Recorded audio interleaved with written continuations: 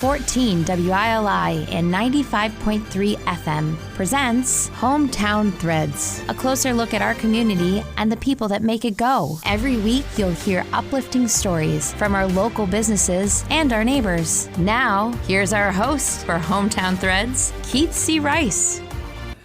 Here we go, episode 6. I cannot believe we're up to episode 6 of Hometown Threads here on 14 WILI, 95.3 FM. And of course, Willimantic Today Facebook. Hello to everyone watching on Willimantic Today Facebook. Thanks to RJ and the admin crew. We got Matt Rupar behind the board here, running the show. Of course, Hometown Threads comes your way every Tuesday from 5:05 to 5:30 on WILI, 1400 AM, 95.3 FM, and Wednesdays on Willimantic Today. And there's another way you could view Hometown Threads, and that's on the WILI Radio YouTube channel. So plenty of ways to get the show. We thank you for watching and listening. And here we go, episode 6. It's a pleasure to bring. I don't think I've ever seen this guy. He's always wearing shorts. Doesn't matter if it's 15 below zero. So it doesn't really get 15 below zero, but you get the point. But do you wear shorts all year round, Ray Armini? Ray Armini's with us. Not unless I'm snowblowing. Unless I'm moving wood or I'm snowblowing. There's no real. Do you own pants? I do own pants. I do own pants. They're just not prominently featured. It's great to have him in here. Of course, he's been doing the Eastern Connecticut ECSU rugby coach. You've been doing that for like 20 years, right? Almost, right. Almost 20 years. You know him from the Covenant Soup Kitchen. I was just joking around. What is your official title, Ray Armini? What's your official title? Official title, I don't think I really have one. I'm a volunteer rugby coach, and I volunteer at the Soup Kitchen. Proud resident of Wyndham. There you go. A good thing to be able to. You know this man through, as we just said, ECSU Rugby, and of course the Covenant Soup Kitchen. The guys on your rugby team, they're always helping out in so many ways. We'll get to Ray Armini in just a sec, but I just thought about that. If somebody needs something moved, let's call Ray's got a couple rugby guys that can help out, right? And we're very fortunate that we're able to do that. Just this weekend, the rugby guys were handing out presents at the Soup Kitchen. Very nice. For kids in need this weekend. And as they were doing that, we had two other young men that were out helping a doctor move from his house to a new house.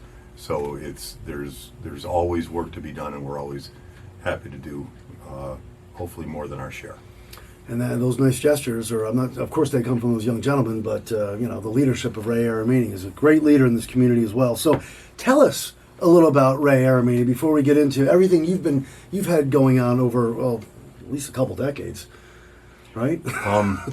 I'm from Columbia. I grew up in Columbia with my mom and my dad and my brother and sister. Settled in Willimantic. Moved back to Columbia for a while, and I'm back in Willimantic now. I love the town. I love the vibrance. I love the fact that many facets of the town are very good at taking care of those that are having trouble taking care of themselves. About a little bit over 30 years ago, I went to drop off a lasagna at the Soup Kitchen on a Wednesday afternoon, and I walked down the stairs at that point St. Paul's, and went to the basement and dropped off the lasagna and looked around and realized that I was in a place that was truly exceptional, and it was the Soup Kitchen. And I said, I think I'm going to volunteer here. And how old were you at the time? I was in my late 20s. So I was, 20s. 30 something years later, I'm still there. Now, and I think that speaks not to me. I think that speaks to the program. The fact that it sticks to what it says it's going to do, and it's taking care of those that are having trouble taking care of themselves with respect and dignity. And what exactly, to this day, here in 2022, almost 2023, are you doing, and what have you done for years at the Covenant Soup Kitchen? In the last year and a half, I haven't been as active at the kitchen as I'd like to. I've had some health stuff that's kind of sidelined me, but I have been able to continue to help out with concerts. I've been able to continue to take a leadership role in the Plunge for Hunger. That's the jump in the Willimantic River that we do every first Saturday in February. The last 2 years have been virtual, and hopefully this year it's not virtual, which is an event in itself. I've done different types of fundraising, really whatever is needed at the kitchen. I've been on the board of directors at the Soup Kitchen for getting on 30 years, but I think more importantly than that, I've just been a volunteer. And I think that's what I hang my hat on most. Ray Aramini is our guest here from ECSU Rugby, and of course the Covenant Soup Kitchen. You know him well in the community. This is Hometown Threads on 14 WILI 95.3 FM, and of course Willimantic Today Facebook. And I forgot to mention at the top of the show what Hometown Threads is all about, and of course I mentioned it in the middle of the show as well. It's a fairly new show. I've been doing it for a little over a month now, and we bring in community members such as Ray, our local business owners, and they tell us a little about themselves, the remarkable stories that they want to share with us. And Ray's got a ton of stories, and we will get to the Plunge for Hunger, which is coming up February 4th, I believe, this year. And as he said, it was virtual the past couple of years. But going back to that day you brought the lasagna down to the Covenant Soup Kitchen, you said you were in your late 20s. Now, were you coaching rugby at that point still? No, you weren't. What were you doing at that point? I had just come back from. I was living on the road for a year and a half. I was working and I was riding a bike around the country, and I would stop and I would work and I would write. And I had started in Keene, New Hampshire, and a year and a half later I ended in Tucson. Riding a bike. Yes. That's right, because you've been all over. We're going to get to that bike for bread and all that. And I really, I know this is a little tough to choke out, but I don't like biking. You don't like biking? I've never liked biking, but it's what kind of? It was a mountain bike. Mountain bike. Okay. But it's a way. It's a way to get what you need, be that fundraising or an ability to go through a community that you'd ever no other way know. It brings you on the back roads, because if you're on a bicycle, you can't go on the interstates, so it forces you onto the back roads and meeting people that you'd never meet otherwise. So, okay, so one day you're in your late 20s, and around the time you discovered the Covenant Soup Kitchen, but you're just biking around the country at this point. You're just meeting people, or I had, like I said, I'd started in Keene, where I went to college. Worked at a soup kitchen in Keene. Okay. Worked at soup kitchens on the road in Lynchburg, Virginia, as well as Colorado. So you had a connection to soup kitchens. Yes. All right. And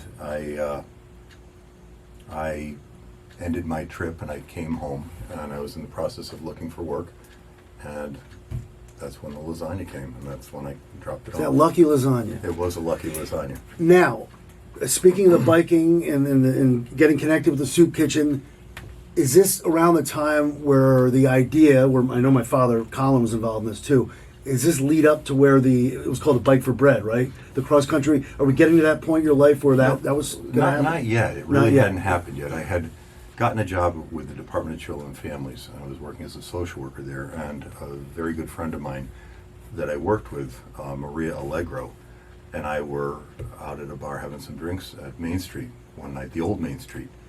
And this was about the time of the John Rowland budget cuts, and we knew that the soup kitchen was going to be impacted. And we couldn't do anything as far as controlling the number of people coming in the door, but we could control is the amount of funding that we could raise. And so through several beers, Maria and I arrived at the fact of Bike for Bread. And Maria said, well, I can't bike, but I certainly can organize it. And it was born that way. And what year was this? This is when we sat down, it was probably 1994. Wow, 94. And so in 1996, the first Bike for Bread was a ride from the border of Canada through all New England states to Willimantic to the soup kitchen. Oh, so there was an original Bike for Bread through Willimantic. It was. They both were. Okay. And then who did the first one? Me. Oh, okay. It was 500 plus miles in 5 days, and so we knocked that out, and it raised money and it raised a lot of awareness, but it didn't really feel like it was done. And so 4 years later, we arrived at. Well, how much? I'm sorry. How much did the first one make again? First one made I think $100,000 or something. I don't know. The 500-mile one. Yeah.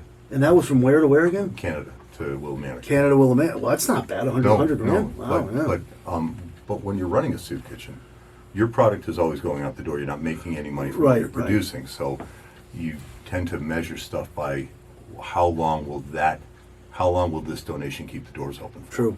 Yeah. And so we felt that it wasn't done. And so Maria again and Kelly Claremont and a very dedicated group of volunteers said, well, let's do another one. And we did a ride from California to Willimantic, and that was cross country in 30 days.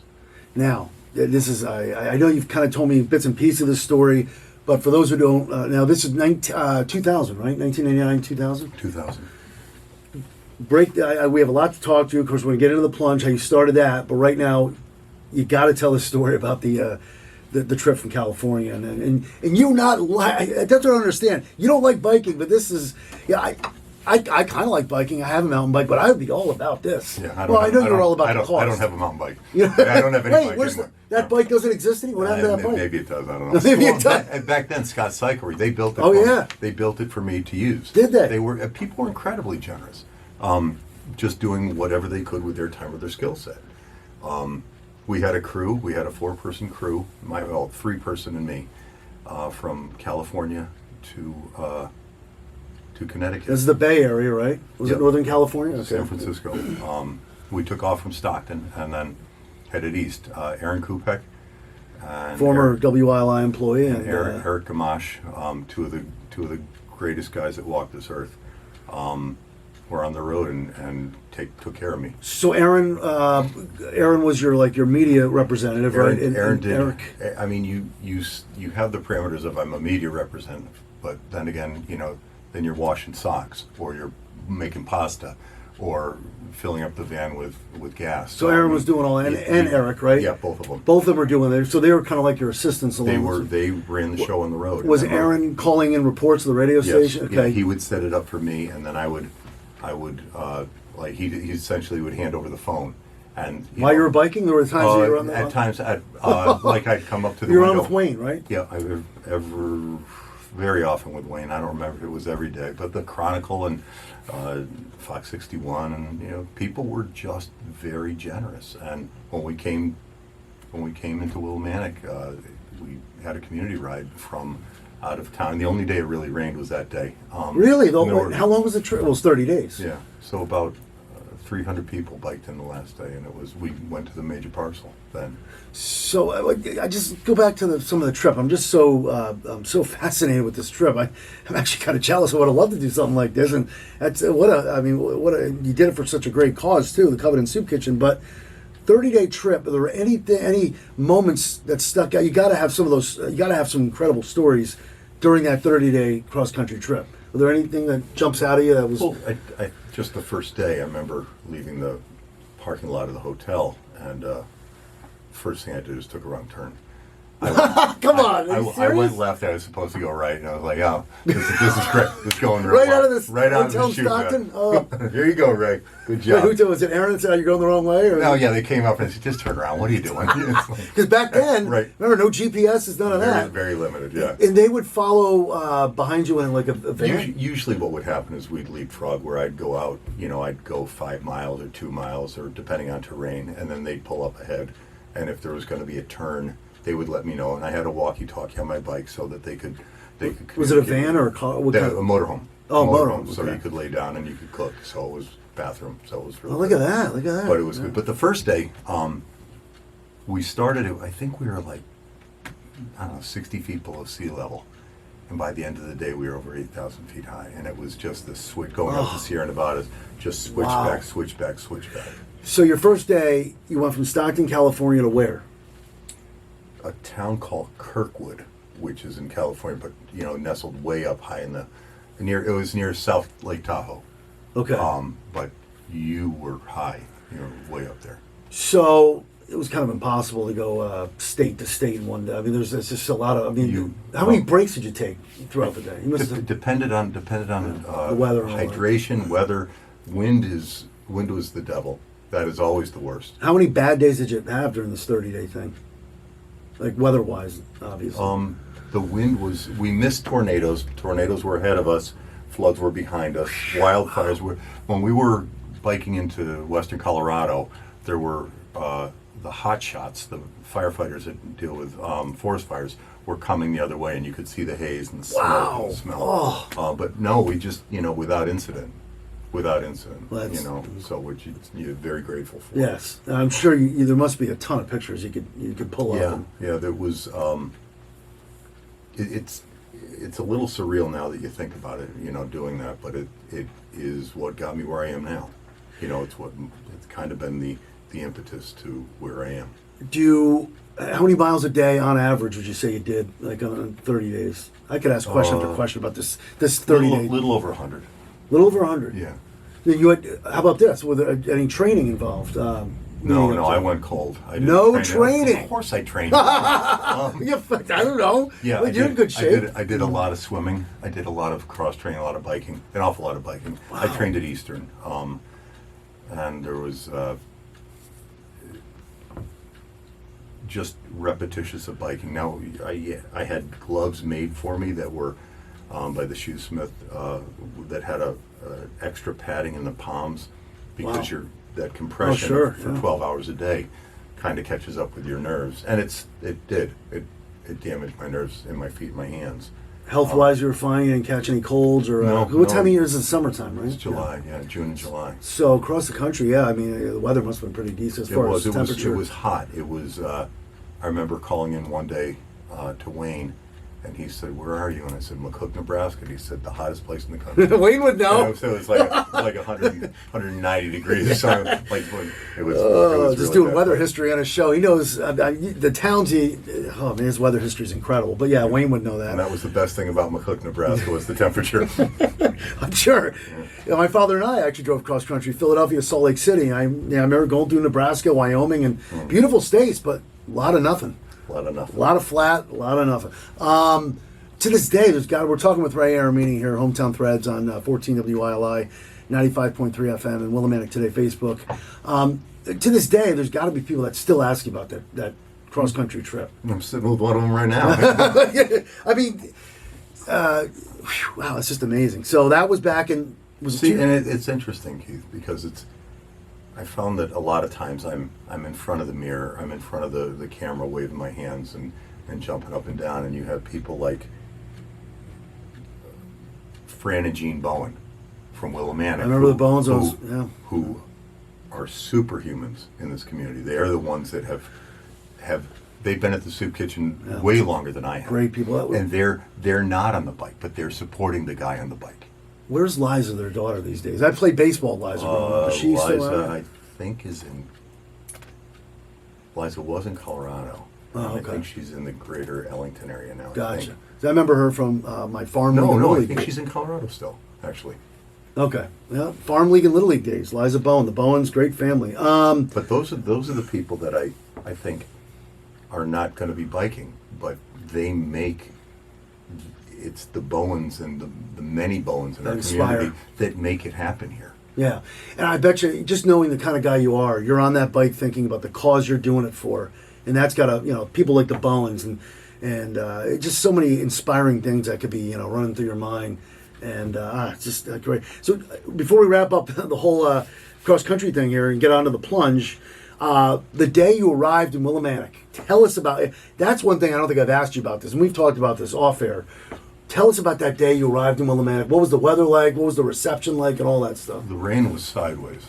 The rain was sideways coming into town. Really well, what happened is that we had biked from the day before we had biked from Lenox, Massachusetts to Farmington, and then that morning we biked from Farmington to Willimantic. We picked up people at four different spots along the way that were joining this community ride. So when we got to Willimantic, there were 300 people on the road with us. When we stopped at Horace Porter School in Columbia, a lot of people, and it was very emotional. I mean, I'm seeing people that I hadn't seen in a while, or I saw people that had supported us so incredibly hard.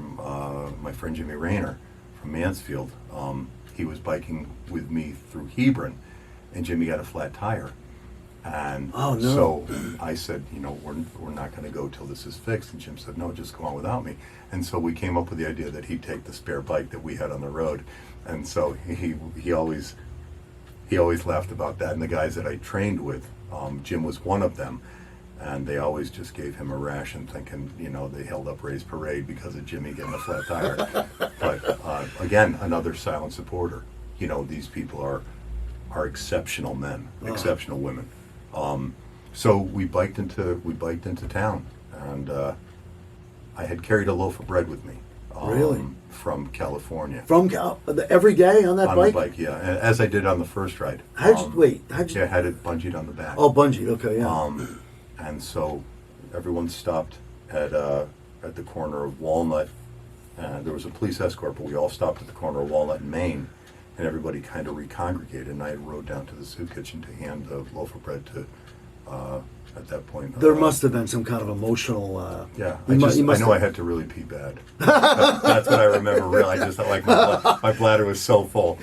What kind of bread was it? Wonder bread? No, I'm kidding. All right, we have 5 minutes left. Let's tell us all about the plunge here. It's coming up February 4th. Tell us all about it, how we can get involved. Go. What happened with the plunge is that, we all can't bike cross country. We all can't bike. Yeah, and so as a result, it made sense to, retrospectively, that there were other Bike for Breads after mine. There were Bike for Breads in Waterford. There was a cross country run in the Ukraine by an exchange student from Eastern, and two guys that I coached, Nick Fitzner and Patrick Scully, did a bike ride. Nick and Patrick's Ride for Hunger from Washington to Willimantic to raise money for the soup kitchen. But they didn't have any seed money, so we decided that we would do this thing called a polar plunge to raise money for them. And we jumped in the Natchog River, and afterwards one of the players on the team said, "Hey, listen, next year when we do this," I said, "Well, we don't need to do it next year." What year was this again? This was 2011. Okay. We don't need to do this next year because they're not biking. And Donkey said, "Excuse me, look around." He said, "This is all just love." He said, "Everybody's here that wants to be here. You don't have anybody, some gelatinous blob in the corner with his head on his hand saying, 'I don't want to be doing this.'"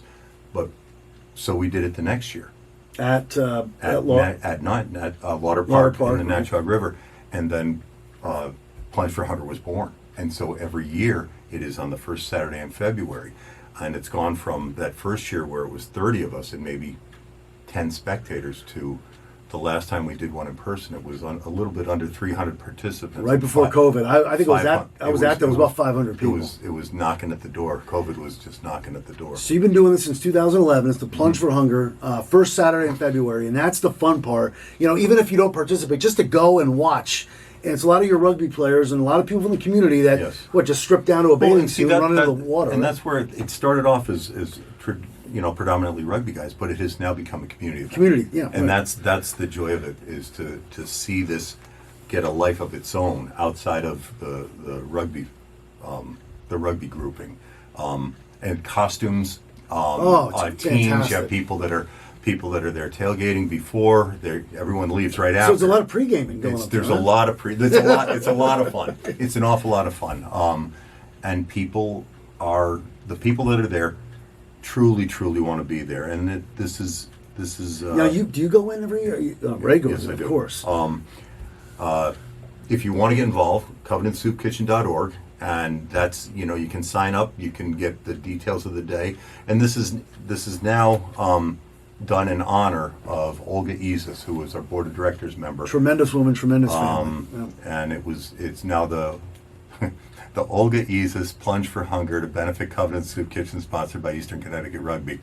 Wow. So I'm glad that's not on a T-shirt. But Olga's daughter Amy also goes in every year. Does Amy go? Because Amy goes in every year. When I fill in for Wayne, Amy will call and she win contests every now and then. And I grew up with Amy and Adrian. Right. And I can't say enough about the Isis family. So Amy goes in. And Amy loves swimming in cold water.